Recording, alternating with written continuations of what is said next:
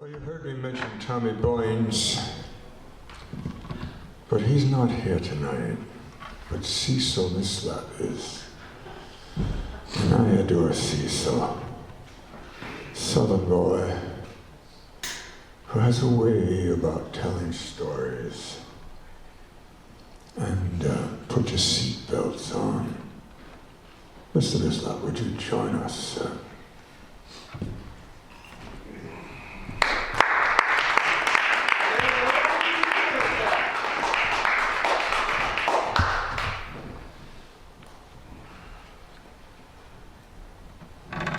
Thank you, Margaret, for your work. You are a gentle soul. I would like to return to my first love, the short story this evening, dare to present some prose for you.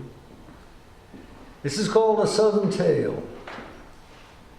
The town mentioned in the story was the setting for the movie Mud, if anybody has seen that. Yeah.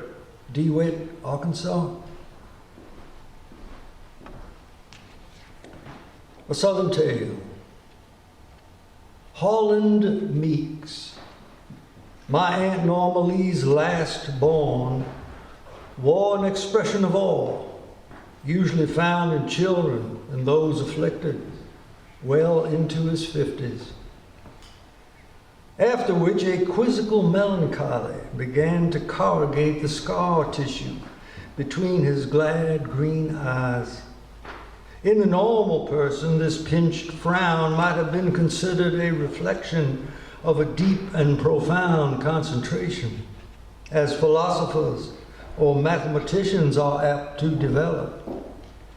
But in Howland's case, it only served to magnify an already odd expression of hushed bewilderment, set askew in a face of unusually even features. His cross green eyes had looked in two directions simultaneously for half a century, and had presented to anyone curious enough to confront him the problem of gaining his full, undivided attention.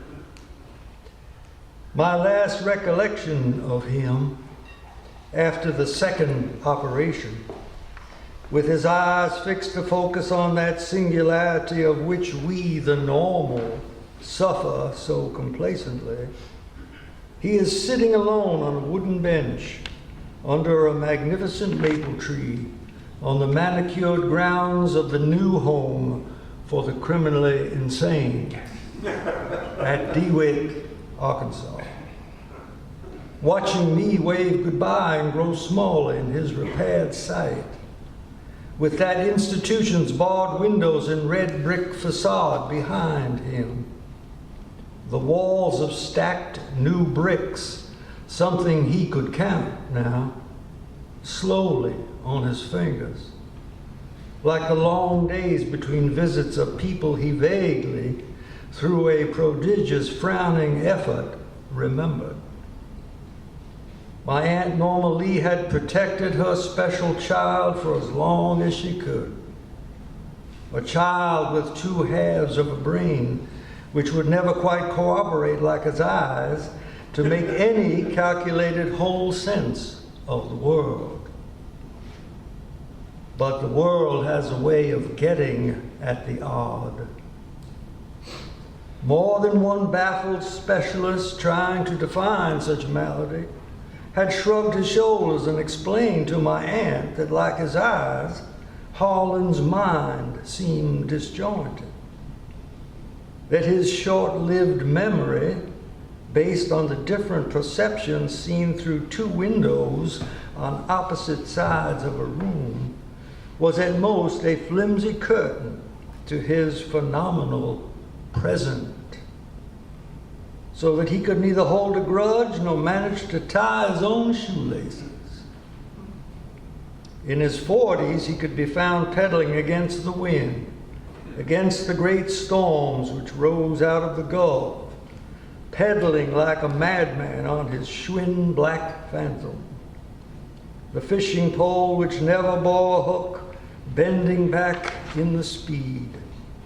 his long hair flowing backward like suspended black liquid, his cockeyed, glad green eyes wide open like his mouth to drink in the coming storm, forcing cars off the road because he could not place them clearly in his path. My father, musing through his pipe smoke, had often said that dear cousin Holland was never quite right in the head and suffered from a hairline fracture of the mind. And that in another time, in another culture, he might have been awarded a more dignified place and would not have been considered touched, but perhaps touched by the Almighty. And that in dire circumstances like those presented by floods, famine, and plagues, he might even have been consulted. But that is neither here nor there. For somewhere in his loosely connected past, Holland learned of fire. A naive soul, tutoring or mischievously malevolent, had demonstrated to dear Holland that a stick match drawn across a sandpaper surface would yield, after the preemptive scratch and hiss, a small portable flame. At age 53, crammed into a striped polo shirt 2 sizes too small for his bulk, barefoot and in blue jeans rolled up above his muscular calves, Holland was found standing stupidly close to a burning barn.